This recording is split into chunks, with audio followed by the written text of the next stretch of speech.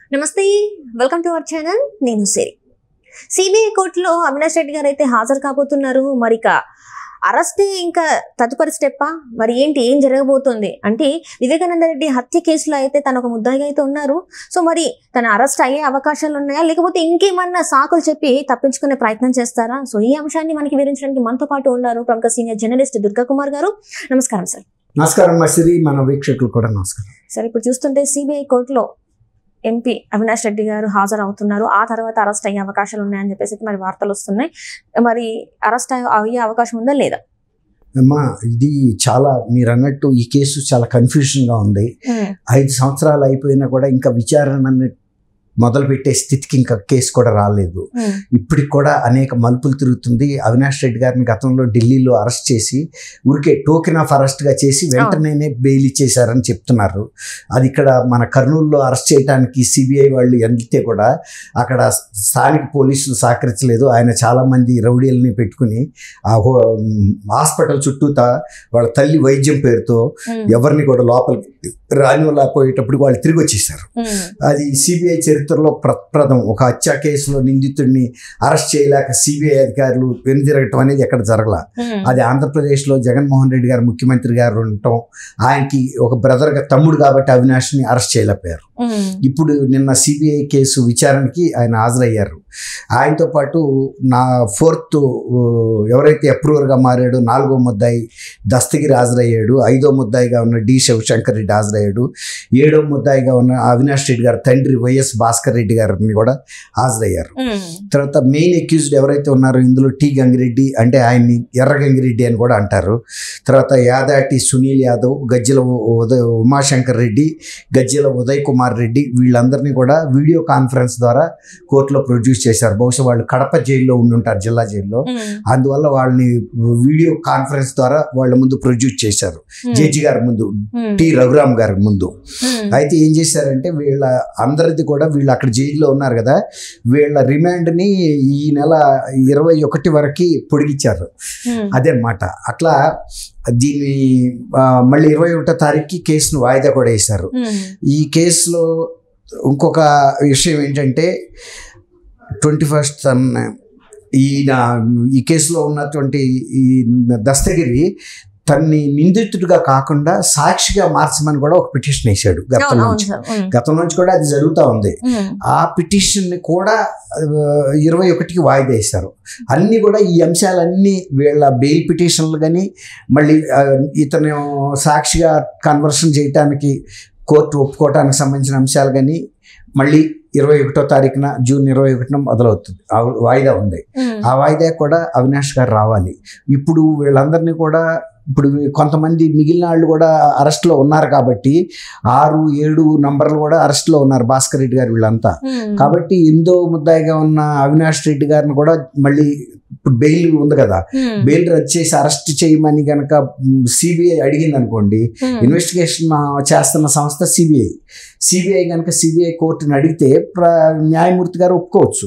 ఎందుకంటే మిగిలిన వాళ్ళందరూ అరెస్ట్లో ఉన్నారు, బయట ఉండటం వలన దస్తగిరికి ప్రాణభయం ఉందనేది దస్తగిరి గతంలో వాళ్ళ కుటుంబం కూడా జరిగింది. అంటే వాళ్ళ వైఫ్ మీద తండ్రి మీద ఉంది. అదే అంటున్నా, చాలా మంది కుటుంబ సభ్యులకి థ్రెట్ ఉంది. అప్పుడు గౌరవ కోర్టు కూడా సిబిఐ వాళ్ళని అడిగింది, ఇది నిజమేనా, దీని మీద దాడి జరిగిందా, ఇవన్నీ. ఆయన జరిగిన మాట వాస్తవమేను, ఆయనకి ప్రాణహాని ఉన్న మాట కూడా వాస్తవమేను, కాబట్టి మీరు దానికి తగిన చర్యలు తీసుకోమంది. దానికి తగిన చర్యలు అంటే అవినాష్ రెడ్డి గారు మొన్న కూడా మళ్ళీ ఎలక్షన్లో గెలిచారు, మళ్ళీ ఎంపీగా గెలిచాడు కాబట్టి ఆయన అధికారంలో ఉన్నాడు, ఎంపీగా ఆయన ఏదైనా చేయగలడు అక్కడ. అందువల్ల మళ్ళీ ఇదే అంశం మీద ఆయన అరెస్ట్ చేయమన్నా కూడా చేయొచ్చు. ఇప్పటికే సిబిఐ కోర్టుకు ఒక అవగాహన వచ్చింది, దస్తగిరికి అయితే లైఫ్ థ్రెట్ ఉంది. దస్తగిరి సామాజికంగా కూడా ఒక మైనారిటీ వర్గానికి చెందిన వ్యక్తి. ఆయన పెద్ద ఆర్థికంగా శక్తివంతుడు కాదు, రాజకీయంగా శక్తివంతుడు కాదు, ఆయన ఫ్యాక్షన్ లీడర్ కూడా కాదు. వీళ్ళ దగ్గర పనిచేశాడు. వీళ్ళు సంపమంటేనే అది ఒక సుపారీ తీసుకుని కూతుర్ని చంపారని కూడా చెబుతున్నాడు. ఆ అమౌంట్ కూడా ఆయన దగ్గర నుంచి స్వాధీనం చేసుకున్నారు. మనం వివేకానంద అంటే ఏదైతే సిబిఐ ఛార్జ్ షీట్లు ఏదైతే ఫైల్ చేశారో వివేకానంద గారి హత్యది, ఆ సినిమా కూడా రావడం జరిగింది. ఇంకా ఆ సినిమా చూసిన తర్వాత అయితే అసలు జనాల్లో ఎంత వ్యతిరేకత పెరిగింది, అసలు ఒక మనిషిని ఇంత దారుణంగా చంపగలరా అనే మనం ఆ సినిమా చూస్తే అసలు అర్థమైపోతుంది ఏంటి అసలు. ఆ సినిమా కన్నా కూడా ఘోరంగానే జరిగిందమ్మా. ఇంకా సినిమాలో అంత చూపించలేరు ఆ ఘోరాన్ని. ఇంకా ఘోరంగానే డాక్టర్ సునీత్ గారు వాళ్ళ కూతురు కూడా చెప్పింది, సినిమాలో చూపించింది ఇంకా తక్కువ, ఆయన్ని వాస్తవంగా పెట్టిన టార్చర్ ఇంకెక్కువ, ఆయన మీద చేసిన దాడి క్రూరమైన దాడి అని. కాబట్టి అందుకే కదా ఇప్పుడు ఆ పార్టీ ఘోరంగా ఓడిపోవటానికి కూడా కారణం ఈ వివేకానంద రెడ్డి గారు వచ్చి కూడా ఒక కారణం. 5 ఏళ్ల క్రితం చేసి ఇప్పుడు రాక కూడా ఇప్పటికీ ఆయన అవినాశ్ ఇప్పటికీ ఎవరైతే చేశారో వాళ్ళకి తగిన శిక్షలు పడలేదు. ఇప్పుడు వీళ్ళందరూ కూడా అధికారాన్ని అడ్డు పెట్టుకొని వీళ్ళు తప్పించుకునే ప్రయత్నం చేస్తారు. అదే ఒక సామాన్యుడు ఉండుంటే అదే పరిస్థితుల్లో అంతే జరిగేదా? ఎందుకంటే మనం చూసాం కదా కోడికత్తి కేసులో ఆ సీనుని ఆయన చేసాడో లేదో కూడా తెలియకుండా ముఖ్యమంత్రి గారు హాజరు అవ్వకుండా 5 సంవత్సరాలు ఆయన జైల్లోనే ఉంచారు. సో అసలు ఏం జరుగుతుంది? అదేనమ్మా ఇప్పుడు నేను అదే చెప్తున్నాను. ఇప్పుడు ఈ అవినాష్ రెడ్డి అనే 8వ ముద్దాయిగా ఉన్నా కూడా ఎంపీగా కూడా సీట్ ఇచ్చి గెలిపించాడు.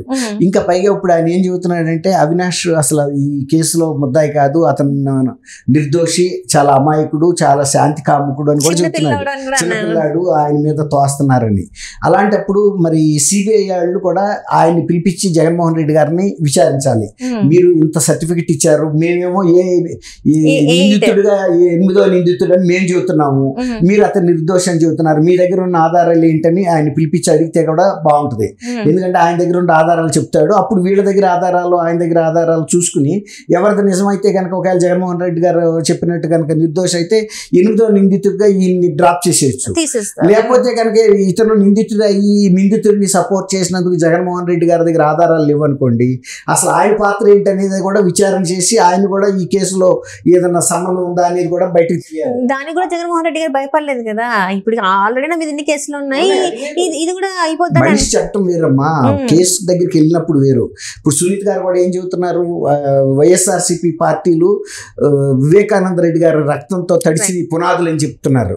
ఆ మాట వాస్తవం. అప్పుడు పార్టీ పునాదుల్ని నిలబెట్టిందే నా బాబాయిని హత్య చేశారని సానుభూతితోనే కదా ఆయన గెలిచాడు. ఇప్పుడు మళ్ళీ మొన్న కూడా అదే అంశాన్ని ప్లే చేయబోతే జనం నమ్మల. ఇప్పుడు ఆయన ఎంత బాగా వర్ణించి చెప్పాడో అవన్నీ కూడా అప్పుడు చూశారు.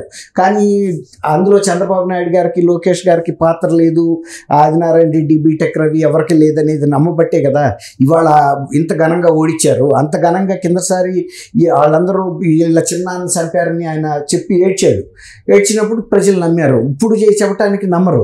ఎందుకంటే ఇవాళ ఎవరు నిందితులు అంతా బయటకు వచ్చేసింది.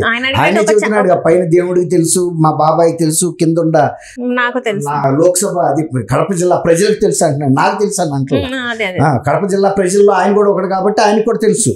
కడప జిల్లా ఆయనే కదా, ఆయన కూడా పులివెందుల అందులో చీఫ్ మినిస్టర్, సొంత అన్న కొడుకు, ఇన్ని తెలకుండా ఎందుకు ఉంటుంది ఒక సామాన్య మానవుడికే తెలిసినప్పుడు.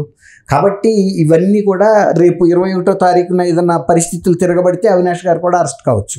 తర్వాత ఇప్పుడు ఈ కేసుకి సంబంధించి మళ్ళీ ఇంప్లీడ్ అయ్యి సునీత గారు జగన్మోహన్ రెడ్డి గారిని కూడా విచారించండి, అవినాష్ రెడ్డి ఆయన నిర్దోషి అని చెప్తున్నాడు కదా, ఆయన దగ్గర ఉన్న ఆధారాలు ఏంటో చూపించమని అడగమనొచ్చు, లేదా సిబిఐ కూడా అడగచ్చు స్వయంగా. ఈ ఇద్దరిలో ఎవరు వెళ్ళినా కూడా ఇప్పుడు జగన్మోహన్ రెడ్డి గారు కూడా పిక్చర్లోకి రాక తప్పదు.